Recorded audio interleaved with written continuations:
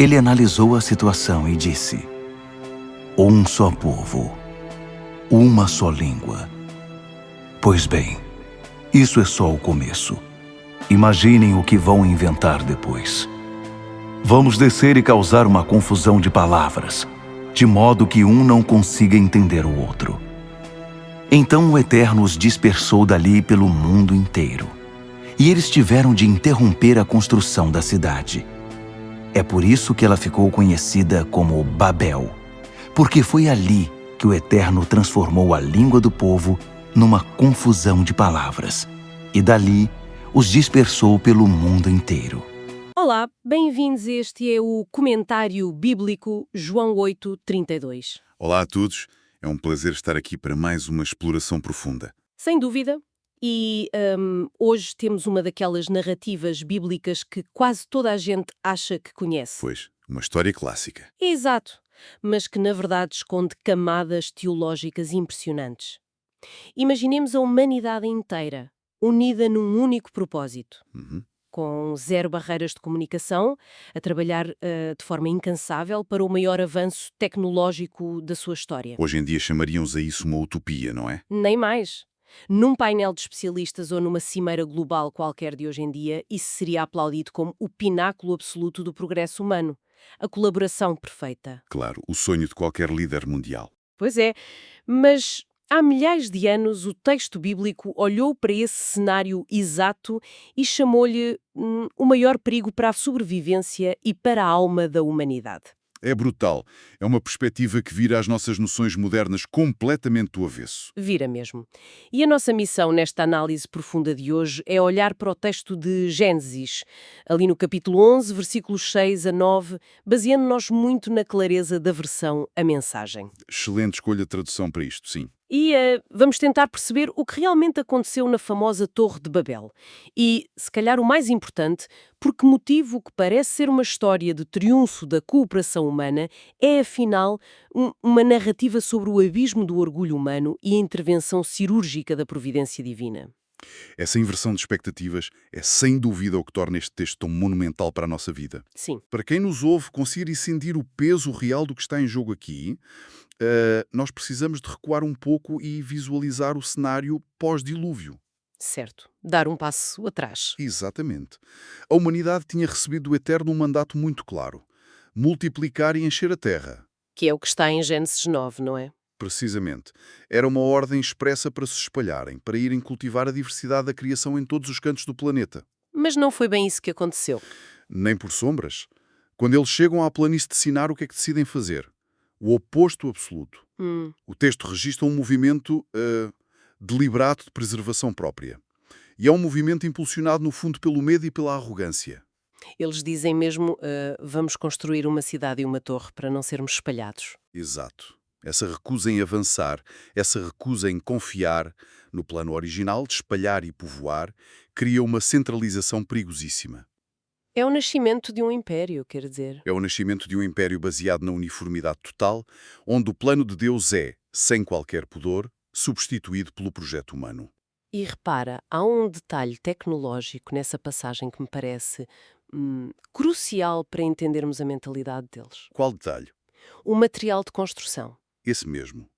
A Bíblia faz questão de mencionar especificamente que eles disseram: vamos fazer tijolos e cozê-los no fogo, Pois, usando tijolos em vez de pedra e betume em vez de argamassa. E isto não é apenas um relatório de engenharia civil da antiguidade a encher chouriços no texto. não, de todo. Tem um peso simbólico gigante. É que o tijolo é o epítome da produção em massa. Claro. Ao contrário das pedras, que são todas diferentes, que são moldadas pela natureza com formas únicas, o tijolo é feito pelo homem. É estandardizado. Exatamente, é padronizado. É idêntico ao outro. Há uma uniformidade fria aqui nesta escolha. Eles estão a tentar construir algo gigante, mas à custa da anulação da individualidade de cada um. Isso é uma observação fascinante. E essa leitura material do tijolo em si aponta precisamente para a natureza da sociedade que eles estavam a tentar fundar. No contexto histórico e cultural ali da Mesopotâmia, estas construções chamavam-se zigurates. Certo, aquelas pirâmides em degraus. Exato. torres em socalcos que funcionavam como o centro absoluto da vida daquelas pessoas. Era o centro político, económico e, muito importante, religioso da cidade. Tudo no mesmo edifício, tudo ali.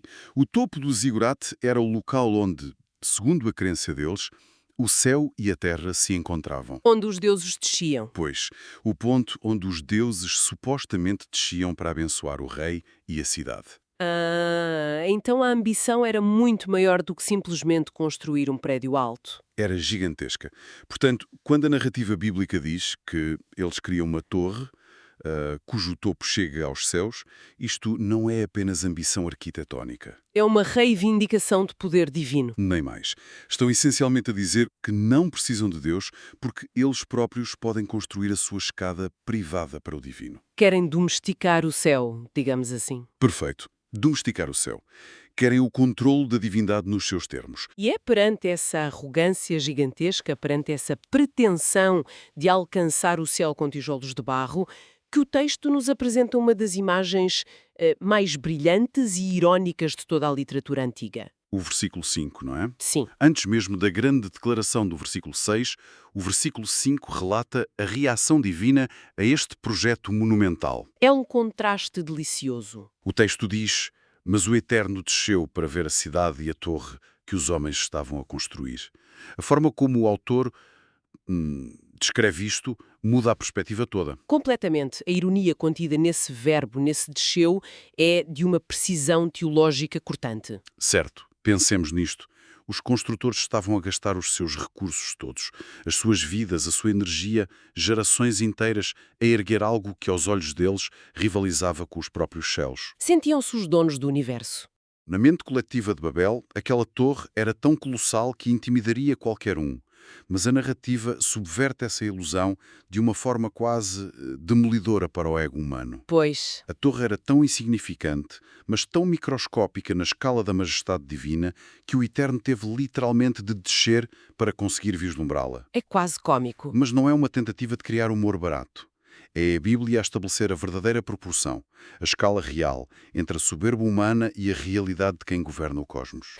É muito engraçado falares dessa questão da perspectiva e da proporção, porque isso faz-me pensar imediatamente naquelas situações normais que vemos em qualquer casa com crianças pequenas. Estou a ver onde quer chegar. Imaginemos uma criança de 4 anos sentada no tapete da sala a passar a tarde inteira a empilhar aqueles blocos de plástico coloridos. Os legos ou blocos de montar, sim. Exato.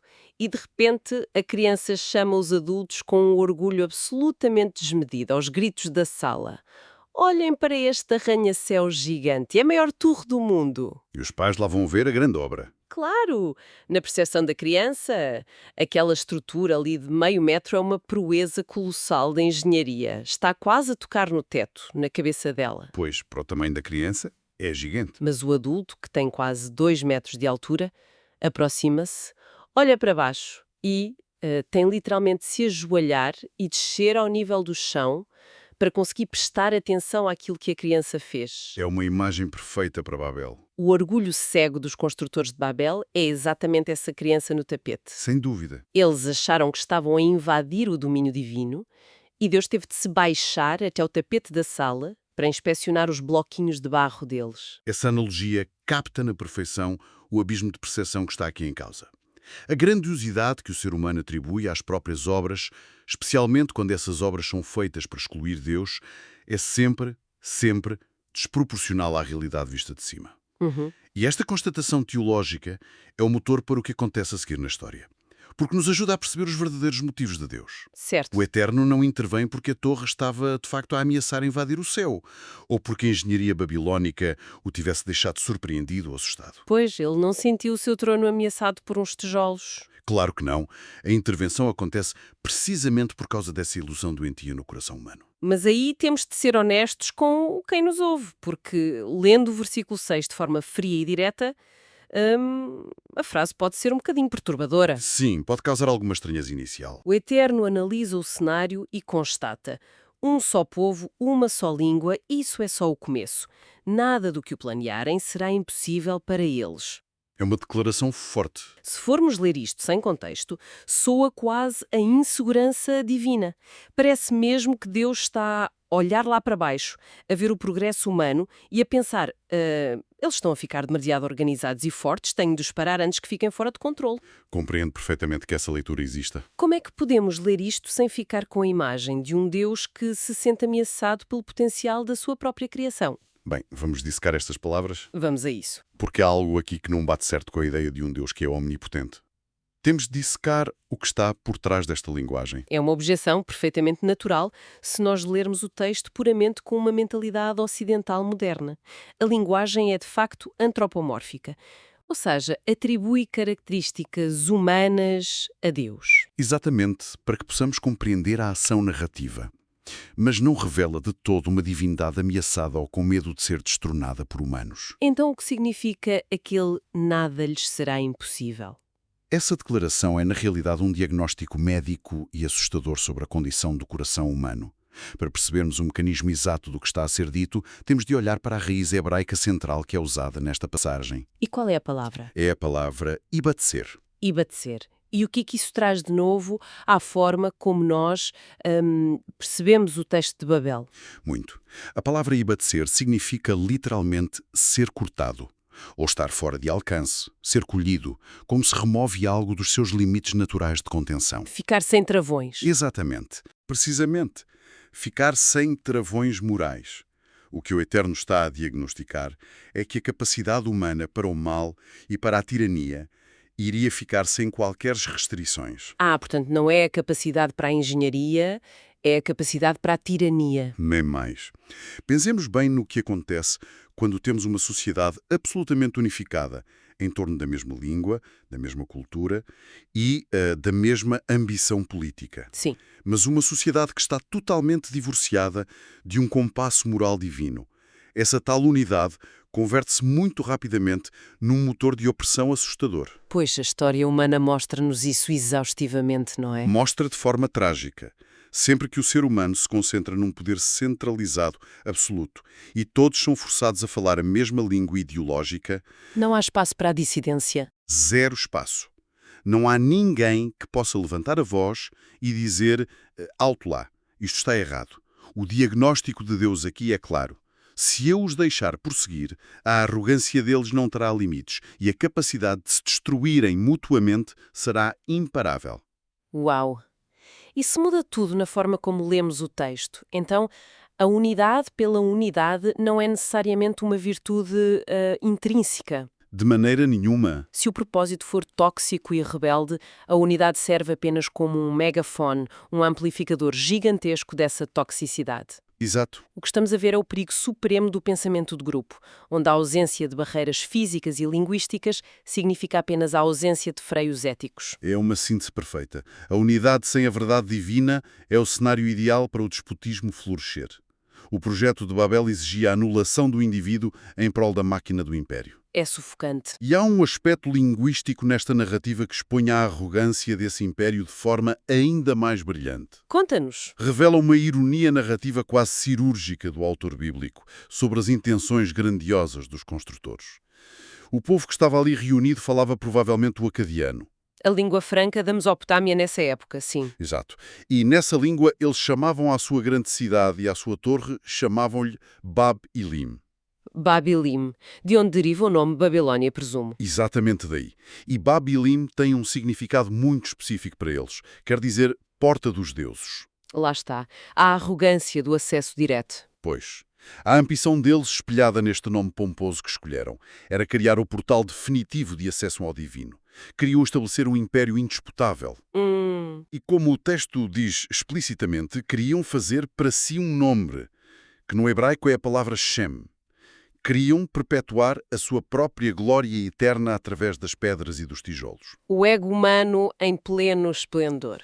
E como é que o autor de Gênesis desmonta essa pompa toda? É hilariante e profundo ao mesmo tempo.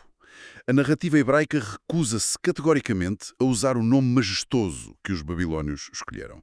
Não lhes dá o prazer de usar Babilim. Não dá.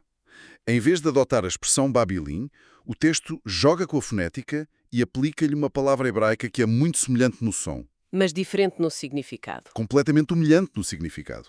A palavra é Balal. Balal. Balal significa misturar, confundir, transformar em algo sem forma clara e definida, para que quem nos ouve tenha uma imagem visual concreta de quão e terra, quão comum é este verbo. Sim, para percebermos a ofensa, não é? Exato. Ele é o mesmíssimo verbo usado no livro de Levítico, ali no capítulo 2. Sabes para quê? Para descrever o ato de misturar azeite e farinha para fazer massa de pão. Espera, a sério? A sério? Então, o que eles pensavam ser a magnífica porta dos deuses, o grande selo da sua glória imortal, a Bíblia transformou, literalmente e linguisticamente, numa receita de massa de pão mal misturada? É exatamente isso. Isso é de uma genialidade literária tremenda. O nome que eles queriam gravar na pedra e na história para simbolizar o auge da sofisticação humana acabou por se tornar o sinónimo de ruído e confusão básica. Pois é. Eles desejavam eternizar o seu poder político e o seu progresso tecnológico, mas a história apenas os recorda como uma civilização tonta que perdeu a capacidade de se compreender mutuamente. É um castigo poético, de facto. Há uma justiça divina e poética aí que expõe a futilidade absoluta de tentarmos erguer monumentos a nós mesmos, não achas? Plenamente. E a forma como essa confusão é implementada leva-nos à resposta divina imediata no versículo 7. Onde Deus atua. Sim. Quando o diagnóstico de que a humanidade se iria autodestruir através dessa ambição desmedida está feito, há uma declaração celestial. Lemos, vamos descer e causar confusão. Ok. A expressão em hebraico é Ava Naradá. E há aqui um aspecto teológico que não é de todo um mero acidente gramatical da Bíblia, a utilização da primeira pessoa do plural. O Eterno não diz, eu vou descer, de forma singular. Diz, vamos descer. Pois o instinto habitual, quando encontramos estes plurais no Antigo Testamento, é assumir que é o tal plural majestático. Exato, o plural de realeza. À semelhança do que os reis faziam nas cortes europeias. Aquela coisa do nós decretamos, referindo-se apenas a si próprios, mas dando uma ideia de grandeza. Ou então muita gente pensa que Deus estaria ali a comunicar com uma corte de anjos, a dar-lhes uma ordem. É a interpretação mais comum, sim. Mas há uma perspectiva teológica fascinante, muito mais rica, que o teólogo John Wesley levanta nas suas notas sobre o Antigo Testamento. E o que diz Wesley sobre isso? Ele afasta por completo essa visão simplista, dos anjos ou da realeza. Wesley argumenta de forma profunda que este plural não retrata de maneira nenhuma Deus a pedir conselhos aos anjos. Como se precisasse de ajuda? Claro, como se precisasse de uma força-tarefa especial ou de uma segunda opinião para lidar com um bando de construtores de tijolos, não é? Faria pouco sentido. Na verdade, Wesley traça um eco teológico direto até à gênese da própria humanidade. Pede-nos para olhar para Gênesis 1, versículo 26, no relato da criação do ser humano. Onde diz, façamos o homem. Façamos o homem à nossa imagem. Encontramos a mesmíssima estrutura plural. O que presenciamos aqui em Babel é a pluralidade da ação divina, o conselho eterno da própria Trindade. Uau! Isso dá uma solenidade incrível ao momento. Não dá.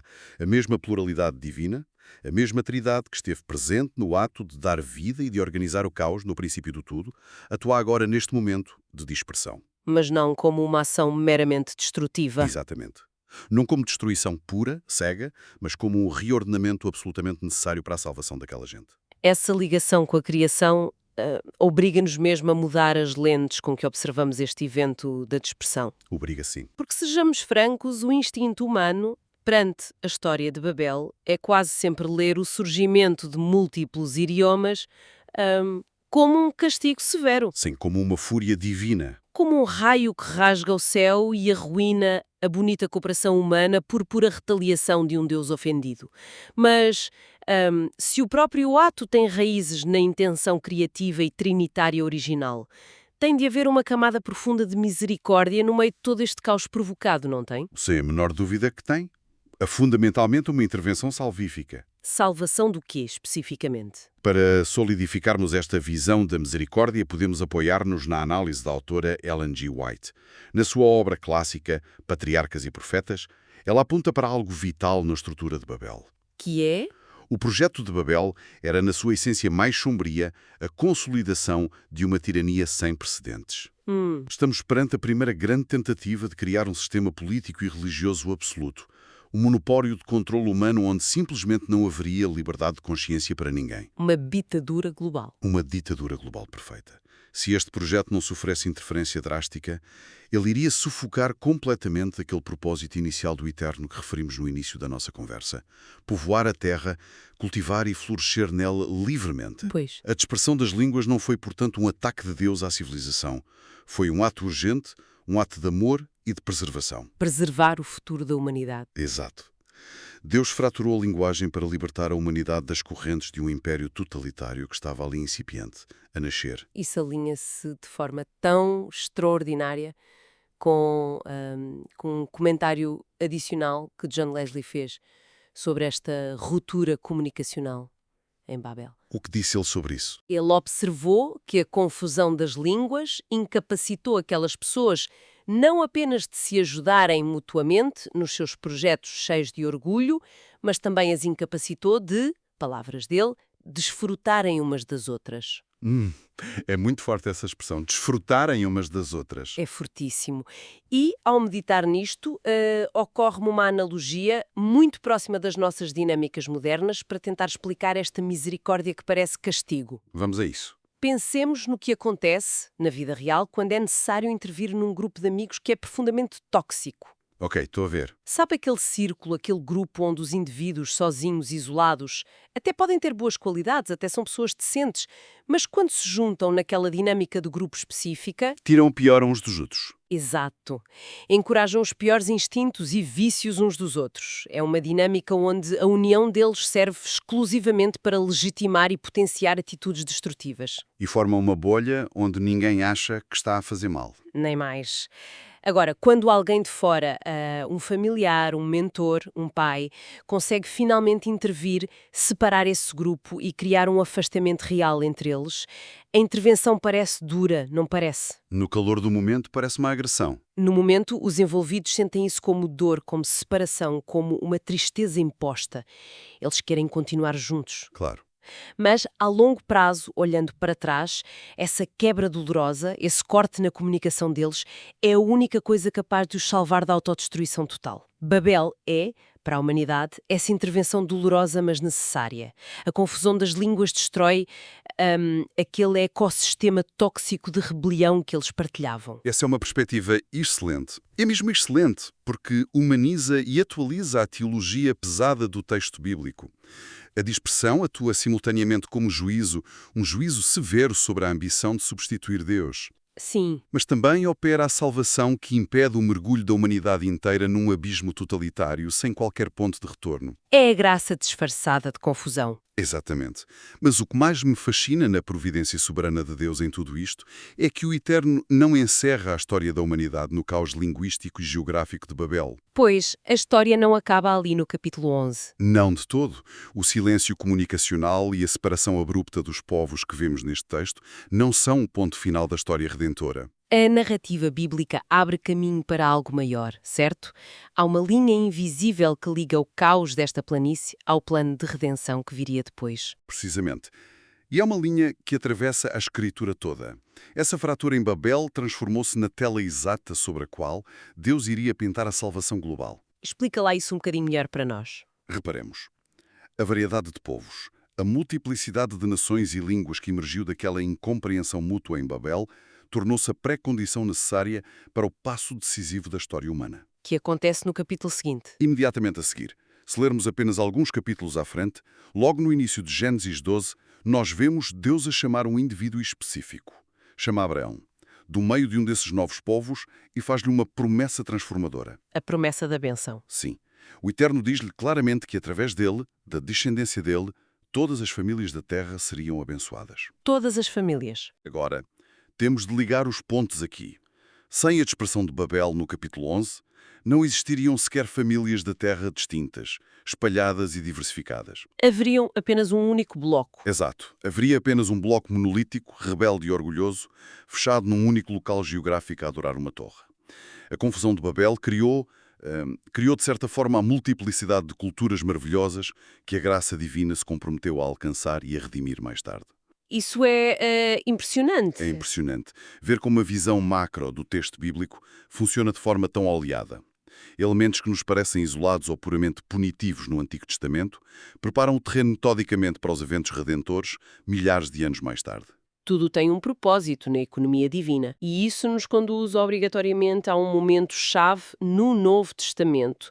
Um momento que parece ser a imagem exata, mas invertida, de tudo o que temos estado aqui a debater hoje. Esse momento é inegavelmente o Pentecostes, No livro de Atos. descrito no capítulo 2 do livro de Atos dos Apóstolos, e aqui volto a invocar as reflexões preciosas de John Wesley, porque ele estabelece este paralelo entre Babel e Pentecostes de uma forma inultrapassável. Conta-nos. Se em Babel nós observamos a intervenção que confunde as línguas e espalha os povos pelo mundo em alienação, no Pentecostes nós testemunhamos a descida do Espírito Santo, Que usa também línguas. que usa exatamente o dom das línguas, a comunicação, para realizar o contraponto perfeito da graça de Deus. É uma simetria literária e histórica lindíssima. E a Babel a linguagem separou porque a motivação central era a glória humana e o ego.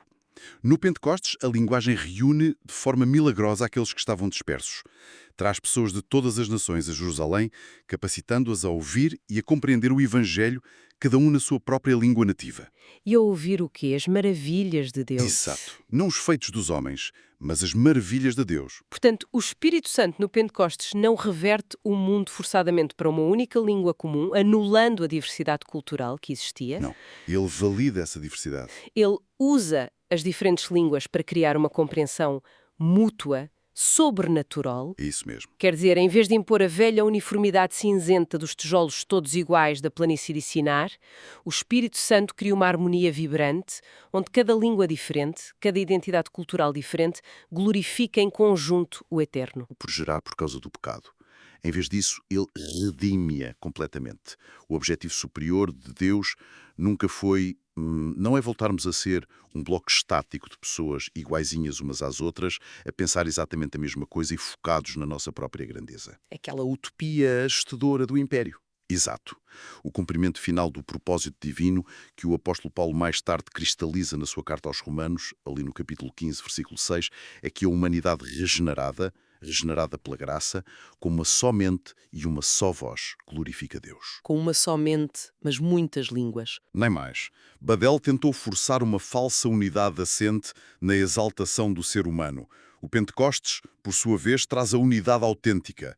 E essa é uma unidade alicerçada única e exclusivamente na exaltação da obra do próprio Cristo. É maravilhoso. Essa simetria narrativa e teológica, que atravessa literalmente milénios da história humana, revela-nos a intencionalidade profunda de toda a Escritura. Não há acidentes na narrativa. A dispersão, que começa ali no desespero e na rebeldia de Babel, encontra a sua redenção clara no Pentecostes e, se formos até ao fim da Bíblia, encontra a sua resolução plena no final dos tempos, quando o Apocalipse descreve pessoas de todas as tribos, de todos os povos e de todas as línguas, unidas diante do Eterno em adoração. É o fechar do ciclo perfeito.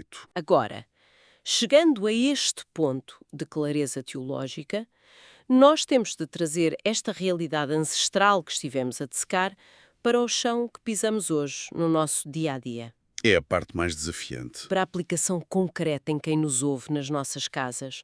Porque, na verdade, a fundação da Torre de Babel nunca começou com projetos de engenharia civil complexos ou plantas arquitetónicas. Claro que não. Começou muito antes disso. Começou no coração. Começou com um movimento interno e silencioso de resistência espiritual que dizia: não queremos seguir a direção de Deus, queremos a nossa própria segurança e queremos o controle absoluto das nossas vidas, nos nossos próprios termos. Essa atitude, infelizmente, é a semente perene de onde brotam todas as nossas falhas. Pega ainda bem viva dentro de nós esse desejo primitivo de construir torres de proteção. E hoje não construímos torres de barro cozido, obviamente. Construímos de outras coisas. Construímos torres feitas de currículos profissionais brilhantes, de estatuto social, torres feitas das nossas contas bancárias, ou até torres de controle emocional manipulativo sobre as pessoas à nossa volta. Usamos os outros como os nossos tijolos. Precisamente. E fazemos isso, na maior parte das vezes, para disfarçar o nosso medo profundo da vulnerabilidade e a nossa resistência crónica em simplesmente confiar e obedecer àquilo que Deus determinou para a nossa vida. Se nós refletirmos seriamente sobre isto, o orgulho de Babel daria um material fantástico e inesgotável para debater de forma muito aberta e honesta numa escola bíblica. Daria mesmo. Um semestre inteiro sobre o coração de Babel, sim. Porque expõe de forma brutal como as nossas melhores e mais inocentes intenções de garantir segurança pessoal podem tão facilmente transformar-se em estruturas tóxicas que acabam por excluir o eterno da equação. E é precisamente com essa provocação desconfortável, mas virada para o presente, que devemos, na minha opinião, concluir a nossa análise de hoje. Deixa desafio. É imperativo que deixemos esta questão a ecoar na nossa própria consciência. O que é que poderemos estar a erguer ativamente hoje? Nas nossas vidas, na nossa vida pessoal, na vida familiar, nos nossos negócios ou até mesmo na nossa vida eclesiástica. Projetos que nós, convencendo-nos a nós mesmos e aos outros, dizemos que são essenciais para a nossa segurança ou preservação. Mas será que essas construções imponentes que tanto valorizamos, quando são vistas lá de cima, pela perspectiva de Deus, não são apenas grandes monumentos à nossa teimosia? A nossa teimosia em não confiar, pois. Teimosia em não confiar no caminho muito maior e talvez mais incerto aos nossos olhos, que foi traçado por Deus. Reparemos num critério muito prático e claro.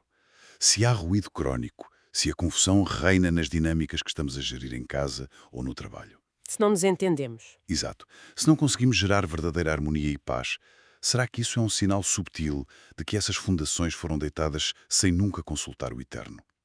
Tudo, absolutamente tudo, o que se tenta elevar até aos céus pelo esforço solitário do orgulho humano, acabará invariavelmente por gerar uma Babel de confusão nas nossas próprias casas e nas nossas próprias mentes. É um diagnóstico profundo que não nos deixa confortáveis, de todo. Mas é necessário. É um diagnóstico que atua como um espelho rigoroso para avaliarmos as intenções reais que tantas vezes escondemos de nós mesmos, debaixo de boas desculpas. Exige que olhamos com muita atenção para os tijolos que usamos todos os dias. Sem dúvida. E com esta reflexão fundamental sobre a nossa própria realidade e sobre o texto de Gênesis 11, nós terminamos a nossa viagem de hoje pela Escritura. Foi um privilégio. Agradecemos muito a quem nos ouve por ter dedicado este tempo e por ter acompanhado mais esta análise connosco. O nosso convite para a nossa vida agora é que cada um de nós examine com profunda honestidade diante de Deus aquilo que procura construir e o nome que realmente procura engrandecer. Que seja o nome dele, sempre. Que continuemos a procurar não a nossa autonomia orgulhosa e isolada, mas a unidade verdadeira que só pode ser plenamente encontrada e sustentada em Deus. Muito obrigada por estarem aí e até breve.